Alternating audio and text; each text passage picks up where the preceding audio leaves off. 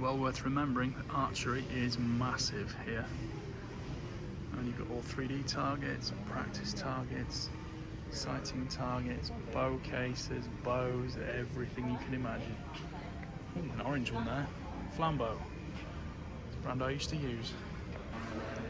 We are in Portland near Beaverton in Oregon, which is where Leupold are made, but you don't see many gun shops with a variety of mounts quite so effectively displayed as this. This is in Sportsman's warehouse. He's got Warn, Weaver, you got all sorts. On the opposite side of this aisle we've got a load of gun cabinets.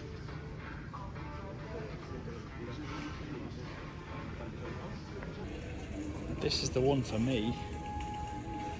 A couple of those do mine down very nicely. Holds up to 50 rifles, long guns. Oh, I want one now. This looks like a reloading aisle. You've got a lot of bullets, Hornady, RCBS gear here, more bullets over here, Nosler, Lapua. One keg or two for a friend. Dominic wants to take some home to France with him. Accurate, Vitavori, Winchester, Hodgdon. Here we've got a familiar view from the UK, plenty of MTM gear here. These are all the home load packaging boxes. Can get these in the UK, Hannum's Reloading do these. So these aren't actually as unusual for us, but who knows what we might buy in store today.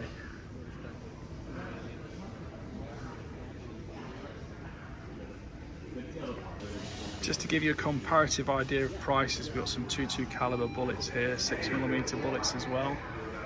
VMAX there. And don't forget, all these prices from dollars, and they'll also have a sales tax on top. I'm not sure what the sales tax is here. It's usually somewhere 5 to 8%, something like that. Here we've got the ammunition aisle, so we're going to walk along here, see what we can see. Find the Hornady. It's all dotted in every. Oh, here we go. Here we've got some 6mm ARC ammunition. $27.99 for a box of 20. Pretty good. Don't forget sales tax though, folks. 224 Valkyrie. I use a lot of this. 223 Rem, 55 grain VMAX. That is $26.99. Compare that with your UK prices, guys. Well, I've just had a little bit of local information. There is no sales tax at all in Oregon, so the prices on the shelves are what you see. So that does make it quite attractive price-wise, doesn't it? Here's a familiar item to UK shooters, Caldwell steel targets. Shotgun cartridges down this aisle. Everything from pheasants to game cartridges, play cartridges. It just goes on and on and on and on and on. And of course you get to the end and you've just got racks and racks and racks and racks and racks and racks and racks and racks of guns. And don't forget, as well as the rifles, we've got all the pistols. AR-15, shotguns too. Stuff we don't see in the UK. Here's a familiar one for the UK, Breakthrough Cleaning Products. Edgar Brothers handle those. Lots of shooting rest accessories from Caldwell. Again, we see a lot of these in the UK. And the stable table light is one thing you'll probably see me using quite frequently. And don't forget though, if you think everything seems so cheaper here and it's amazing, well, yes, it is a little bit cheaper, but there is a massive, massive market in the US. And when you investigate some of the laws about hunting, the UK is not as restrictive as you think it might be, because the rule books over here are very thick and heavily adhered to, and tags for different types of quarry you might want to hunt are expensive. Clothing is pretty much an endless sea. You've got your blaze orange things, you need to make sure you wear these. There's 101, well, there's probably 501 different types of boots and footwear. There's only so much space on the camera to record everything here. We've got gun cases down here. Ear defenders over there. Wow, every type under the sun.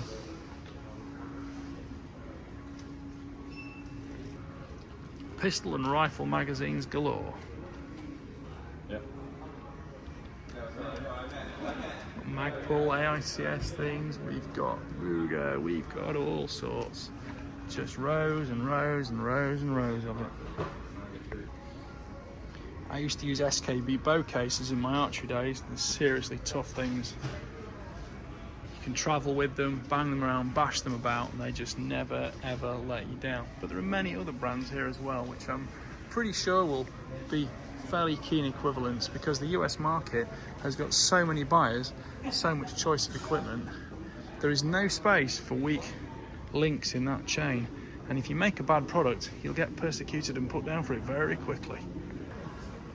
101 rucksacks, but I've just seen something really cool on top here, and anybody who watched my Ewa show from last year will have seen these bikes. These were awesome. I was riding them round inside the hall in Nuremberg, and you can have gun mounts on them, all sorts. Got big, heavy, wide tyres suitable for carrying heavy goods and gear through the forest, and of course if you're packing out the meat you've hunted, gives you a little bit of opportunity to take some of the weight off your feet. It's not just guns and shooting, you've got canoes, there's tons of fishing gear, camping gear. This is the Sportsman's warehouse, so realistically anything you can imagine you'd want for the great outdoors is in here. Camp chairs, life vests, tents, it's everywhere. Sleeping bags, camp chairs, more sleeping bags. It just goes on and on and on. This is like the supermarket for the great outdoors. Here we got food types. Over here we've got camp cooking gear. It's just unbelievable. Ah, first aid kits, we see those at home as well. Good things to carry. I can't even walk down every single aisle, but there's just too much to see. Yeti is obviously a very well recognised name in the UK now. Quite a lot of marketing goes into that, but I'll leave that up to your choice. We've got barbecues, 100,001, 501, I don't know, however many 01 number of water bottles and drinking accessories here. Here we got some of the boots on offer. Just a small selection there. These are the rubber boots. There's also, you know, casual shoes, all sorts of stuff like that in these places. Lots of socks, and they're really into the proper gear with wool, various wool mixers. More boots down there. More boots down there. Good quality socks here as well. You could come in here and just spend your life.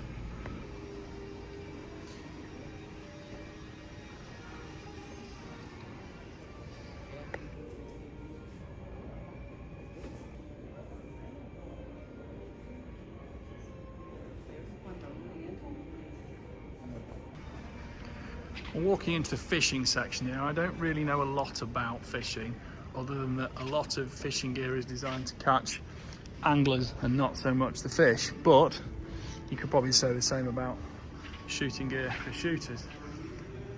Well, it's very interesting to note that in terms of shooting accessories, the market in the UK doesn't seem to batter us too much with ever endless accessories. We concentrate most on the prime gear like the rifles and optics, binoculars. The thermal, night vision's changing a lot obviously. Those are much more accessories in those world. And you know what? For the guy who shoots most guns, does whatever he wants with things, look what he's going to look at. And this is what I'm going to buy. I'm going to be buying one of these, probably 2 or 3 of these small storage boxes, because they're really great for little accessories. And I'm actually going to be buying them for my camera gear, just to keep SD cards and things in. But you know, each to their own. Targets, target posts, cleaning gear. I'm going to treat myself. I'm having a a double-sided plano case in both small and large sizes. Forgive me, but was it Davy Crockett who wore hats like this kind of thing? Looks like a badly treated Pomeranian to me. Binocular cases. I don't see huge amounts of these in the UK. They are available, but there's a lot more options here. Perhaps not something we see commonly in the UK gun shops and sporting goods stores. We've got gold panning accessories here. For all those who love the detectorists on TV, get yourself a metal detector. Quite enjoyed the show myself, it was funny. Taking care of hunters' health, we got sunscreen and lip balm. I don't know why, but I buy guns all the time, have guns around me all the time, but somehow machetes always feel a little bit more sinister and ominous. Oh, I know who'll like all this.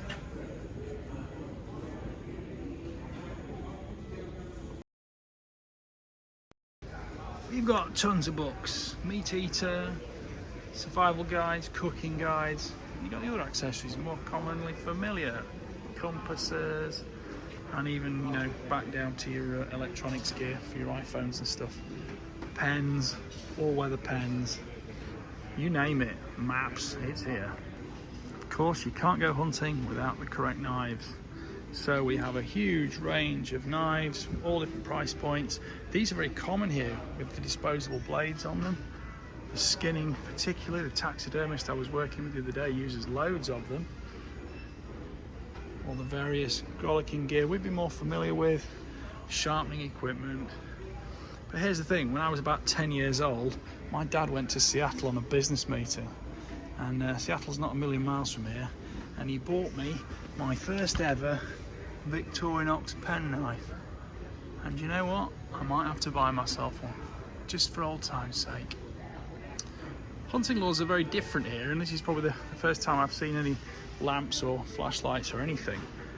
They don't have thermal hunting or night vision shooting in the same way we do. It's not totally non-existent, but it's not like the common factor we consider these days for pest control.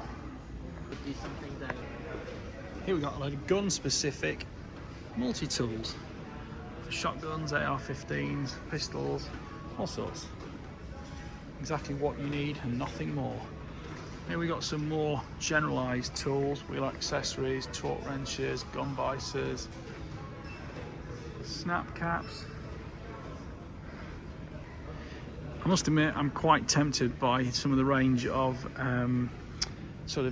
portable blinds they've got. There's a load set up over there, but they're not really practical to transport one home.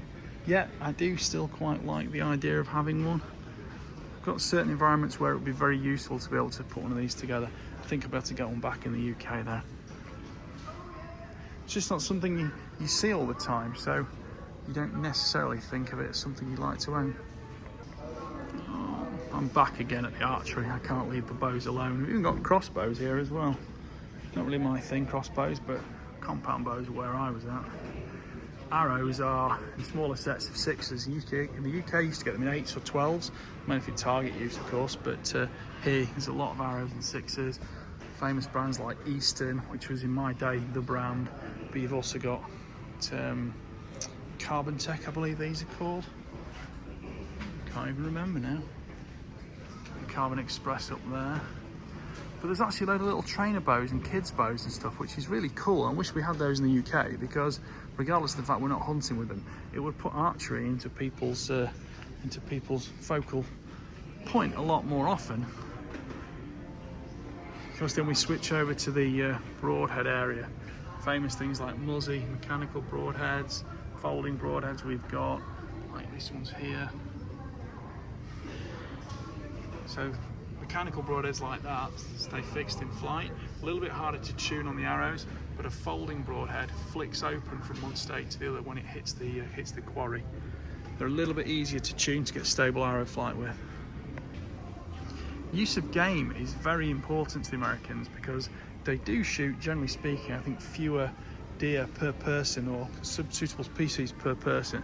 So they're very, very keen on making sure they can bag it out, pack it out, because to comply with the law, it's actually a detail that has to be attended to. So if you go out and shoot a moose somewhere, you have by law got to track and carry all that meat back home. And these carry cases are something we don't see many of in Europe. Israel from Spain has just bought 2 of them because he says you just cannot get them in Spain. There are more calls than you can shake a stick at. Both small game, big game. Turkeys are obviously a massive thing here. Here we got some more of the blinds. We've got tree stands as well. Tree stands are something we really don't see often in the UK, more for bow hunters perhaps, but we tend to use high seats, and those obviously make a great option for keeping good visibility, very little movement because you're sedentary, and you've got safe backstop to cause the floor more frequently. There you go, MTN boxes there. You see a lot of those in the UK. I've probably got a couple of those ones exactly myself actually. Here we've got big carcass trays, and that is more like a carcass boat or something by the look of it.